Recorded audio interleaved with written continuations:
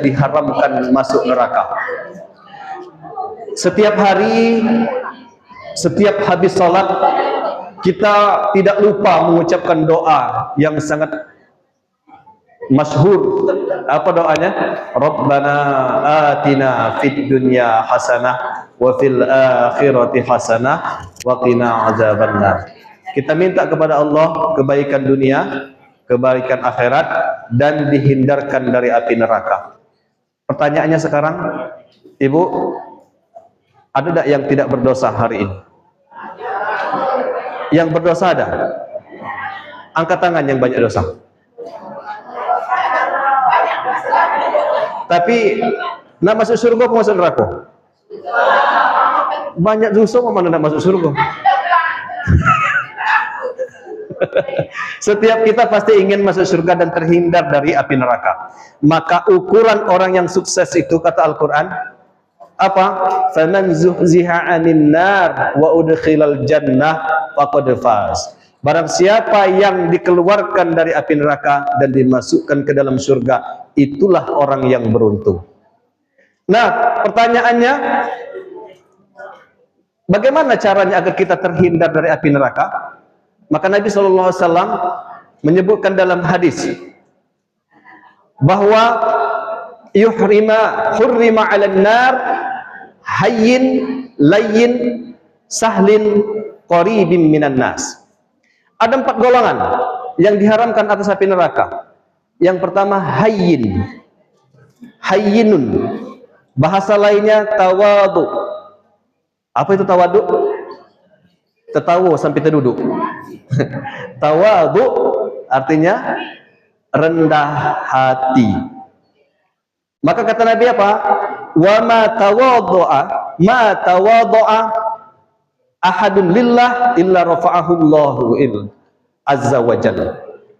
Tidaklah seorang yang rendah hati melainkan akan Allah angkat derajatnya. Jadi orang yang rendah hati itu, kalau dia karena Allah, ada yang rendah hati bukan karena Allah. Makanya Nabi ngomong ke, barang siapa yang rendah hati karena Allah. Mohon maaf, ada di antara kita yang sering mungkin niatnya bukan untuk sombong, tapi terkadang kita ngomong, ayahku nak di belakang baik, aku tak galak dia mau ke sombong. Ada yang model itu kan, ayahku tak galak maju ke depan, aku ni rendah hati, itulah sombong lah namanya. Ada orang yang rendah hati karena ingin dikatakan dia seorang yang rendah hati, merendah. Orang yang miskin, ya, dia bergaya seperti orang miskin, itu yang disebut dengan zuhud. Tapi kalau orang miskin kemudian dia itu ladonyo, itu terpaksa namanya. Yang disebut rendah hati itu dia punya segalanya tapi dia memakai pakaian apa adanya. Ya, cuma mendekati apapun ada pakai apa, itu bukan rendah hati namanya. Ya. Orang yang rendah hati itu, subhanallah, dia akan dihindarkan dari api neraka. Dan sebaliknya orang yang sombong akan dimasukkan ke dalam neraka. Bahkan la yadkhulul jannah, kata Nabi, tidak akan masuk surga man kana fi qalbihi mithqalu dzarratin min kibr. Tidak akan masuk surga orang yang ada sedikit sekecil buah zarah pun yang di dalam hatinya ada kesombongan. Na'udzubillah summa na'udzubillah. Dan di antara sombong itu apa? Batarul haq wa ghamtun nas. Sombong itu di antaranya adalah menolak kebenaran dan meremehkan orang lain. Ya, jadi yang pertama tadi apa? Golongan yang akan terhindar dari api neraka, yaitu orang yang rendah hati. Terus yang kedua yaitu layyinun. Layyin itu artinya lembut, lemah lembut. Tahu pula lemah lembut, ya. Lemah lembut dalam makna dia senantiasa apa dengan bertatap apa namanya berkomunikasi dengan orang sekitarnya dengan tidak meninggikan suara, Lemah lembut di sini maknanya bukan berarti tidak katik suara. Kalau ngaji harus kuat, pecah Ustaz Siddiq tadi. Bukannya lemah lembut kecil-kecil. Ya. Dalam makna kita berusaha untuk tidak keras, mengak-mengak, mentak-mentak. Orang yang lemah lembut tadi salah satu golongan yang akan dimasukkan ke surga dan dihindarkan dari api neraka. Dan Nabi SAW itu salah satu yang dimuliakan atau dipuji dalam Al-Quran. Fabima rahmatin minallahi linta lahum walau kunta fadhan qalbi lam faddu min haulik. Jadi salah satu rahmat Allah yang diberikan kepada Nabi adalah sikap lemah lembut. Kalau engkau kaku dan keras, kata Al-Quran, maka umatmu akan meninggalkanmu. Nah, begitupun kita diajarkan lemah lembut. Kalau seumpamanya kita terus mengedepankan ego kita untuk keras dengan pendapat kita, maka percayalah orang akan jauh dari kita. Orang akan menghindar dari sekitar kita. Dalam dakwah ini tidak semuanya harus dengan keras dan tegas. Ada masanya kita harus bertoleransi. Maka terkadang ibu, kita tahu itu salah. Anak-anak itu kita tahu salah. Saya katakan dengan kalian, Ustadz tahu kamu ada pelanggaran yang bisa dilakukan. Tapi kami memberikan kamu toleransi itu untuk bermaksud supaya ada kesempatan untuk merubah diri. Dan begitulah dengan anak-anak di rumah. Ibu, halo? Tidak selamanya bisa dengan kekerasan, betul? Ada kalanya kita harus lembut dengan mereka. Dan itu adalah ajaran Nabi yang sangat agung. Nah, golongan yang ketiga, orang yang terhindar dari api neraka, yaitu sahlun. Mudah. Mudah itu maksudnya orangnya mudah berurusan dan mudah memudahkan urusan orang lain. Orang yang mudah ini maksudnya adalah dia tidak sulit. Kalau misalnya kita nak bertemu dengan dia, mudah. Lah jadi pejabat, dia pasti memudahkan urusan orang lain, tidak mempersulit. Maka itulah salah satu golongan yang akan terhindar dari api neraka. Masya Allah.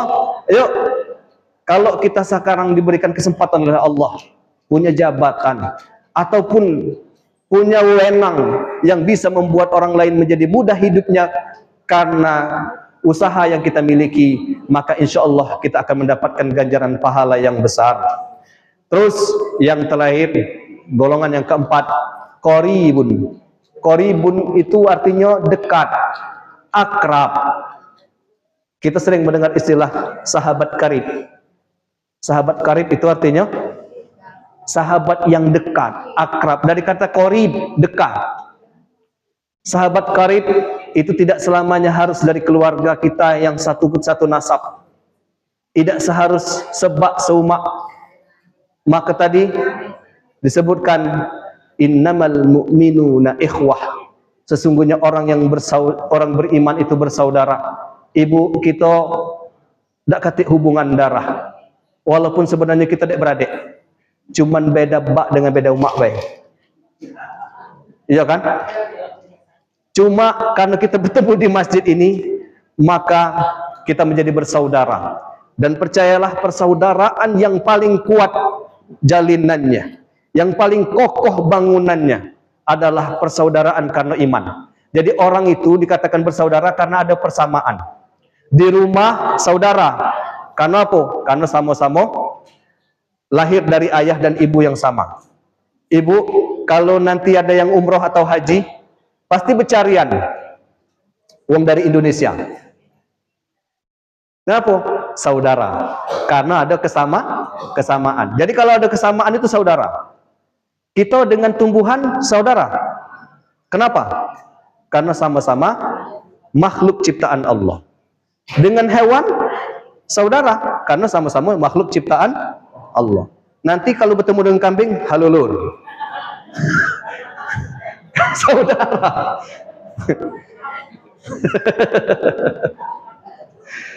Karena ada persamaan, dan ternyata persaudaraan yang paling kuat dan paling tinggi nilainya adalah karena persamaan iman. Maka Al-Quran tegas tadi, innamal mu'minuna ikhwah. Jadi persaudaraan yang paling kuat, paling kokoh adalah karena samu iman. Itulah yang membuat kita menjerit hati kita melihat saudara-saudara kita diancam, dibunuh, diambil haknya. Maka bohong kalau dia mengatakan aku beriman, tapi dia tidak peduli dengan penderitaan orang lain. Ingat, bahkan mohon maaf, jangankan kita tidak ada hubungan darah, kalau sama-sama tidak beriman, tidak satu visi, bahkan kita satu keluarga saja tidak dapat bersatu. Kenapa?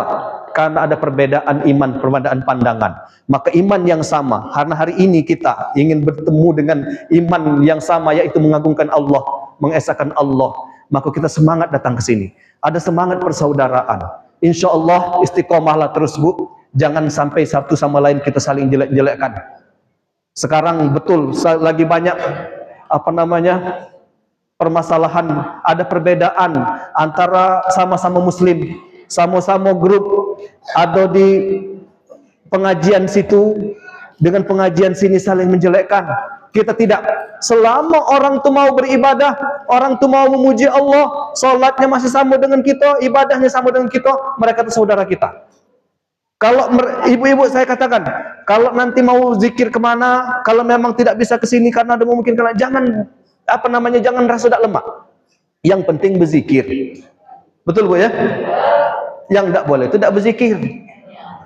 Nah, sama dengan bersedekah, tidak mesti ke tempat mahabbatul Quran. Yang penting ada keinginan untuk bersedekah. Tapi kalau pacak ke mahabbatul Quran dulu. Itu tadi tujuan kita tadi tuh Ustaz Siddiq ya.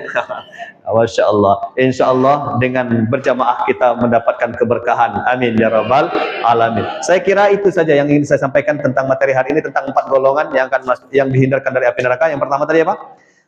Rendah hati. Yang kedua, lemah lembut. Terus yang ketiga, mudah. Yang keempat, dekat dengan manusia atau akrab. Ada pertanyaan, Bunda Sri?